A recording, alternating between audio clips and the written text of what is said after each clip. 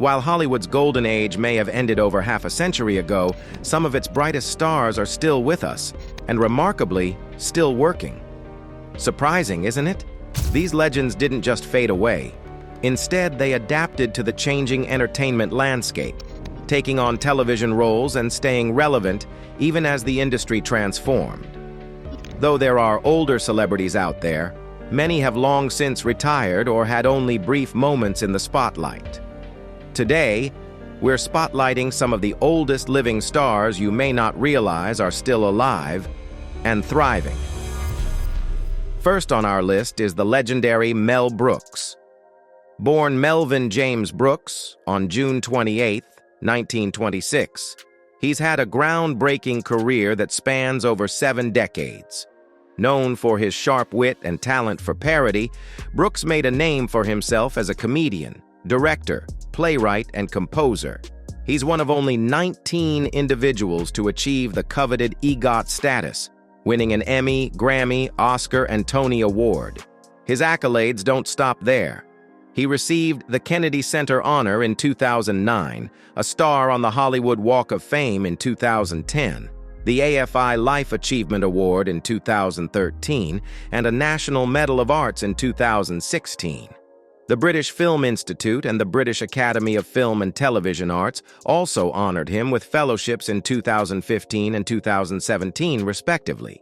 In 2024, he was awarded an Honorary Academy Award, yet another testament to his enduring influence. Brooks also lent his voice to animation, voicing the character Bigweld in the 2005 film Robots and making a humorous appearance as Albert Einstein in 2014's Mr. Peabody and Sherman. He later returned as Vlad, Dracula's father, in Hotel Transylvania 2 and Hotel Transylvania 3, Summer Vacation. In recent years, he's continued to entertain. During the closing number of Young Frankenstein, Brooks led the entire cast in song. He once joked about turning Blazing Saddles into a musical. And by 2010, a creative team was officially announced. Brooks has since hinted that the musical could be completed within a year. In 2021, at the age of 95, he released his autobiography, All About Me. Around the same time, Hulu announced a new series based on Brooks's 1981 film, History of the World, Part 1. He served as a writer and producer on History of the World, Part 2, and his role as the narrator earned him a Primetime Emmy nomination for Outstanding Character Voiceover Performance. Next, we turn to another remarkable figure, Karen Marsh Dahl.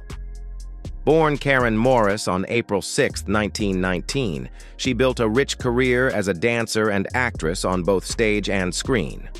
Known for her skills in modern and tap dance, Marsh gained particular recognition as Judy Garland's stand-in in The Wizard of Oz and Ziegfeld Girl. She was part of the Metro-Goldwyn-Mayer studio system from 1937 to 1948, appearing in several films during that time, including an uncredited role in the iconic Gone with the Wind. In 1956, she transitioned to teaching dance and became a respected instructor. Karen was born into a Hollywood-connected family. Her father worked as a stockbroker and was active in the Methodist Church. After graduating from Hollywood High School in 1937, she aimed to pursue acting. Her parents, however, encouraged her to attend college. They compromised by agreeing that she could chase her showbiz dreams, but would return to school if she didn't succeed. In 1957, she moved to Palm Springs after marrying Bill Dahl, a publicity agent who worked with film and theater director Mike Todd. Sadly, he passed away in 1979. Karen celebrated her 100th birthday in April 2019. Her younger sister, Dorothy Morris, also found success as an actress in both film and television. Even today, Marsh remains active in her community. She volunteers at the Palm Springs Stroke Activity Center, where she teaches dance therapy sessions on the first Monday of each month. Her classes include ballroom, country, Hawaiian, and belly dancing. She also continues to be a devoted member of the Palm Springs United Methodist Community Church. Ray Anthony was born on January 20th, 1922, and is a celebrated American musician. Renowned as a trumpeter, band leader, lyricist, and actor, Anthony holds the distinction of being the last surviving member of the Glenn Miller Orchestra. Aside from appearing as himself in the 1955 film Daddy Long Legs, he also served as the musical director for the TV series Top Tunes from 1953 to 1954. In 1957, Anthony and his orchestra recorded the score for the film This Could Be the Night, with vocals provided by Julie Wilson. Among his well-known compositions are Mr. Anthony's Boogie, Big Band Boogie, Trumpet Boogie, The Bunny Hop, and Thunderbird. A close friend of the late Hugh Hefner, Anthony also made several appearances in the television show The Girls Behind the Door. Janice Page, born Donna Mae Jayden on September 16, 1922, is a retired American actress and singer. With a career that spanned nearly 6 decades, she remains one of the few active stars from Hollywood's golden age. Raised in Tacoma, Washington, she was the only child of Hazel Leah, née Simmons, and George S. Jayden, and is of Norwegian, German, English, and Cornish descent. Page began performing at age 5 in local talent shows and moved to Los Angeles after high school, where she sang at the Hollywood Canteen during World War II. During the war, she was honored by U.S. Army Air Force's pilots who named her their Black Widow Girl, a tribute she embraced with a patriotic pin-up photo in costume. In 2017, Page penned a guest essay for The Hollywood Reporter, revealing a traumatic experience in which Alfred Bloomingdale attempted to assault her when she was 22. She bravely shared the story decades later, adding an important voice to the ongoing conversation around harassment in Hollywood. Page celebrated her 100th birthday in 2022. Ava Marie Saint, born on July 4, 1924, in Newark, New Jersey, is a distinguished actress of both film and television. Known for portraying characters who appeared delicate yet possessed remarkable inner strength, Saint brought emotional nuance to every role. She made a powerful debut in 1954's On the Waterfront as Edie Doyle, a convent-educated woman whose brother was murdered. Her performance earned her an Academy Award for Best Supporting Actress. That same year, she starred alongside Paul Newman and Frank Sinatra in a televised musical version of Thornton Wilder's Our Town, earning an Emmy nomination. Earlier, she had also been nominated for her performance in The Middle of the Night, 1954, which aired on Philco Goodyear Television Playhouse. Saint's film credits include the romantic comedy That Certain Feeling, 1956, with Bob Hope, and the drama A Hatful of Rain, 1957, the latter earning her a Golden Globe nomination. Throughout her career, she was a fixture on television as well, with standout roles like Edith Wilson in The First Woman President, 1974, and Martin Sheen's co-star in Taxi, 1978, both earning her Emmy nominations. She later portrayed mothers in both the Fatal Vision miniseries and the hit show Moonlighting, and won an Emmy for her work in the miniseries People Like Us, based on Dominic Dunne's novel. In the 2000s, Saint appeared in films such as I Dreamed of Africa, Because of Winn-Dixie, Superman Returns, and Winter's Tale. She also voiced a character in the animated series The Legend of Korra. Dick Van Dyke, born December 13, 1925 in West Plains, Missouri, is a beloved American comedian and actor known for his effortless charm and physical humor. He rose to national fame with The Dick Van Dyke Show, 1961 to 1966, which highlighted his impeccable comedic timing. Raised in Danville, Illinois, Van Dyke first developed an interest in theater during high school. During World War II, he served in the U.S. Army Air Forces as a radio announcer and performer in military shows. After leaving the military in 1946, he briefly ran an advertising agency, which failed, prompting him to pursue show business. In 1990, Van Dyke played a role in Dick Tracy, directed by Warren Beatty. The following year, he guest starred on Jake and the Fat Man as Dr. Mark Sloan, a character that later led to 2 TV movies and the popular series Diagnosis: Murder, where he starred alongside his son. He appeared in Night at the Museum, 2006, and its sequel, Secret of the Tomb, 2014, and made a memorable cameo as Mr. Dawes Jr. in Mary Poppins Returns, 2018, playing a descendant of the character he portrayed in the original. Van Dyke was inducted into the Television Academy Hall of Fame in 1995, and in 2021, he was awarded a Kennedy Center honor for his lifetime contributions to American culture through the performing arts. Alan Greenspan. Born on March 6, 1926 in New York City, Alan Greenspan is a prominent American economist, best known for his long tenure as chairman of the Federal Reserve Board, a role he held from 1987 until 2006. Over the course of his chairmanship, he served under 4 U.S. presidents. From a young age, Greenspan demonstrated a remarkable talent for numbers. By age 5, he was already reciting baseball statistics and performing complex calculations mentally. He studied music at the Juilliard School and played saxophone and clarinet in the Henry Jerome Jazz Band before turning to economics. He completed both his bachelor's and master's degrees in economics at New York University by 1950 and later pursued doctoral studies at Columbia University under the guidance of economist Arthur F. Burns. In the early 1950s, Greenspan became associated with author Ayn Rand and embraced her ideals of individualism and laissez-faire capitalism. His close relationship with Rand shaped much of his early economic philosophy. Appointed by President Ronald Reagan in 1987, Greenspan assumed leadership of the Federal Reserve just months before the infamous Black Monday stock market crash. He responded by injecting liquidity into the markets to help stabilize the economy.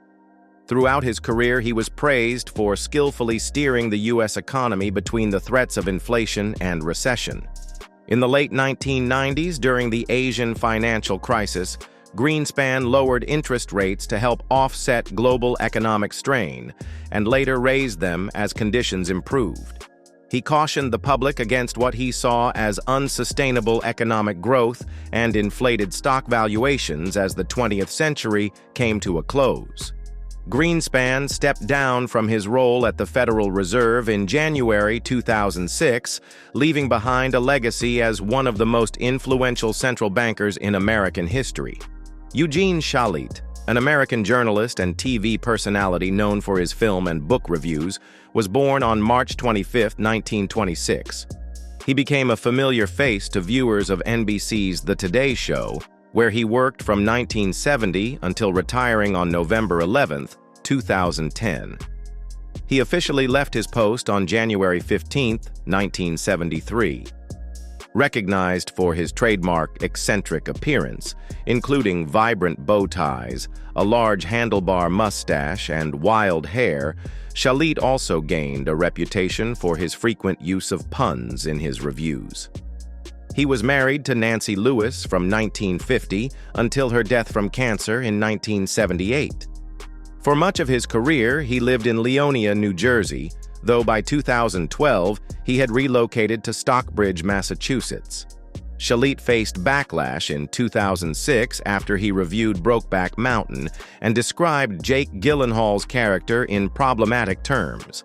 The Gay and Lesbian Alliance Against Defamation criticized his commentary as homophobic. In response, Shalit's son Peter, who is gay, defended his father, stating that the accusations of bigotry were unfounded and harmful.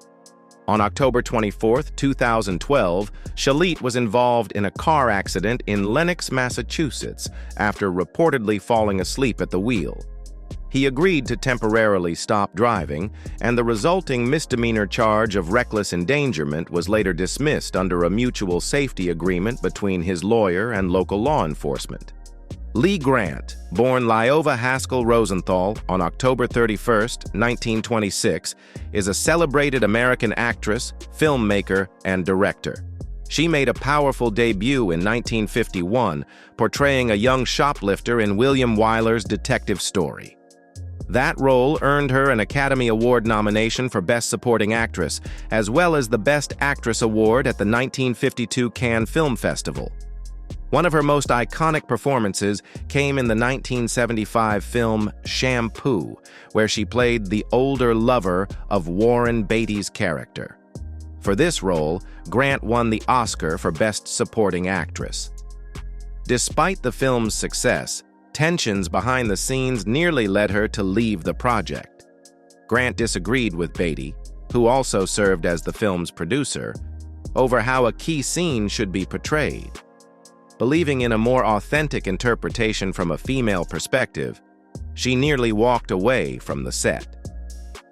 Days later, Beatty stopped her as she was preparing to leave, listened to her reasoning, and ultimately agreed. "Play it your way," he said. Grant's career was interrupted during the Hollywood blacklist era, limiting her to small roles in TV shows, stage productions, and just 2 films during that time.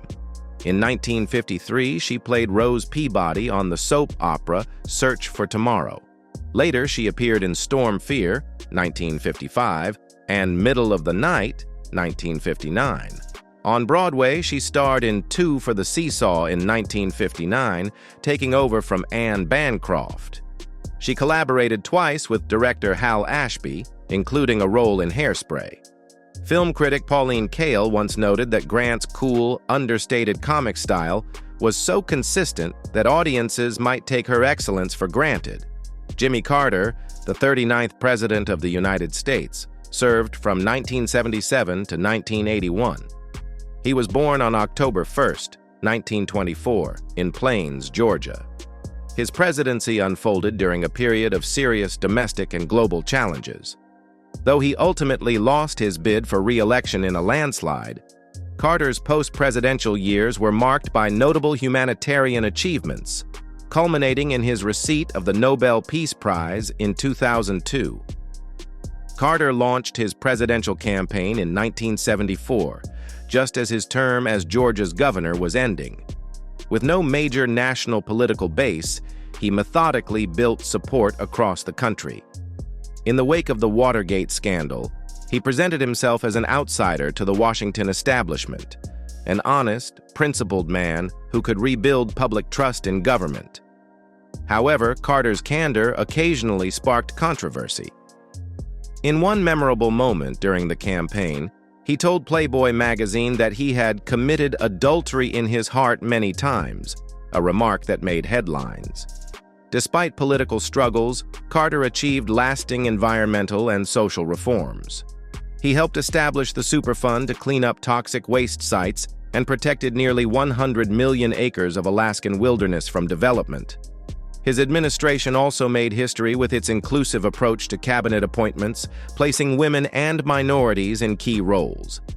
Among them was Andrew Young, a former mayor of Atlanta who became the U.S. ambassador to the United Nations, a role that brought both visibility and debate. In later years, Carter turned to writing. His books, The Virtues of Aging, 1998, and A Full Life, Reflections at 90, 2015, reflect on the insights gained over a long, eventful life dedicated to public service. Which of these icons stands out to you the most? Let us know in the comments. If you enjoyed this video, give it a thumbs up and subscribe for more fascinating stories. Until next time, stay golden.